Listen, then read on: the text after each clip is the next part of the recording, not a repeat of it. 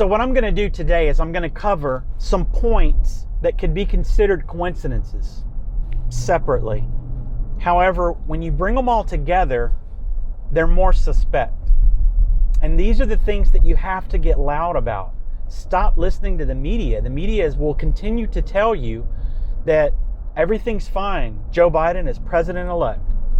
Notice they started out telling you that there's no fraud. Now they're telling you, well, the fraud that there was is not much to change the election. The next thing they're going to tell you is it's all a conspiracy theory. Did you know that Dominion has connections to the Clinton Foundation? Sure, there's a lot of companies that have connections to the Clinton Foundation through their global initiative, the Clinton Global Initiative. So you could dismiss that. These companies do business all over the world.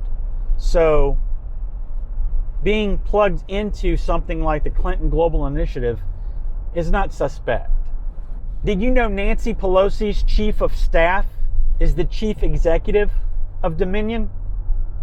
We can look at that one of two ways. One, that, hey, it's crooked, they probably shouldn't be doing that. Another is, well, obviously a company that has to do with voting is going to be present in a capital of a nation that, prides itself on democracy. So, we could dismiss that as coincidence, even though it is icky.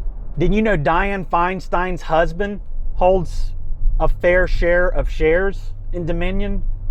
Again, DC is a political city. Everything revolves around politics. Yeah, you could see a voting machine company being in DC where, we pride ourselves on democracy. You could see how they would rub shoulders and maybe, do business together, but it's icky. But you could dismiss it as a coincidence. Did you know that Dianne Feinstein employed what we now know was a Chinese spy for over 20 years? He acted as her driver. What do you think he found out over all those years? And why did we just find out about it after Trump was elected? Yeah, that's a coincidence, and you could dismiss it, but things are starting not to add up. Did you know that components of Dominion voting machines were made in China? Did you know that Joe Biden has some pretty murky connections to China? Did you know that Hunter Biden somehow secured $1.5 billion from a Chinese company? Did you know the laptop from hell contains some pretty disturbing, sick, twisted content involving Hunter Biden? Did you know that this content could be used to blackmail Joe Biden? This is not about an election. This is not about Trump or Biden. This is about a foreign power, a superpower that's elbow deep in our system of democracy. Do you not think China has any say-so in our entertainment industry? Look at what the NBA did in regards to China. Do you remember the movie Red Dawn, the remake? Originally, the enemy in Red Dawn was going to be China. The movie was completed. China held such sway in Hollywood that it delayed the movie because the production company had to go back and digitally edit out all Chinese flags and anything pertaining to China and make it North Korea. Did you know that the Secretary of State, Pompeo, recently gave a speech to the United States Governors Association in which he laid out some information that they may not have known? And that information included the fact that China actually has a list of friendly American officials that may be open to graft and corruption. They may be open to working with the Communist Chinese Party. Why for 4 years have we been hearing nothing but Russia, Russia, Russia? But we never heard anything about China. We never hear about all the connections that Chinese money and influence has on our entertainment industry. Politics. China's not a fan of the U.S. China doesn't think in terms of a 4-year election. China thinks in terms of decades. You and I, we think about when's our next day off, or when's the next holiday, or when can I just veg out and not think about anything? And that's how you enslave a people. China is an existential threat to the United States. Where else is China's influence being felt? Could it be certain social media platforms? Everything is fact-checked. Who decides what facts are facts? China is invading the U.S. without firing a shot, without sending a plane or a boat. It's always been about China. It was never about Russia. How weird is that? It's up to us if China wins. It's up to us right now to speak out, ask questions, demand answers. You're going to look stupid. You're going to look like a conspiracy theorist. You've broken out of the matrix. You're asking questions that challenge the status quo narrative.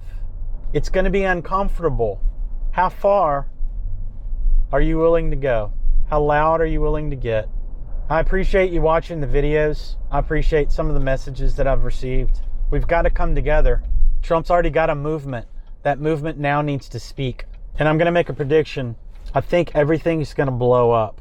I think that the president sees the existential threat that we face in China. And I think he's going to open the floodgates of information. And it absolutely could go very, very wrong. And when I say wrong, in the short term, the long term, we need to know these things. We must know how compromised our government is. We know the election was stolen by a company named Dominion. Have you ever looked up the word Dominion and really looked at what it means? So what does Dominion mean? Dominion is supremacy or dependency. Dominion is sovereignty or control. Dominion is the territory of a sovereign or government. It was never about Russia. Russia was a distraction from China. China is deeply embedded in our government, in our media, in our entertainment. So what can we do? This is asymmetric warfare. This is not waves of troops coming over the hill. This is not that simple. This is an insurgency that's non-violent right now, basically. I mean, we know that they're using violence. And there is a name that I haven't brought up, and that name is George Soros. And I'm going to pull on that thread. I'm sure that thread also connects everything that we've talked about today. We are very, very close to losing our sovereignty. They used voting machines, voting software. They used this Dominion to do it. They were telling you what they were going to do in the name of what they were using to do it with. We have to wake up. The reason we have to wake up is for the future of our republic. It sounds so cheesy saying it out loud because it's like, nah, nothing's that serious. It really is that serious. In regards to everything that we've talked about so far today, and the name that they're using to accomplish what they're trying to accomplish. Symbolism will be their downfall. You know where it comes from. Keep digging, keep fighting. We have a chance.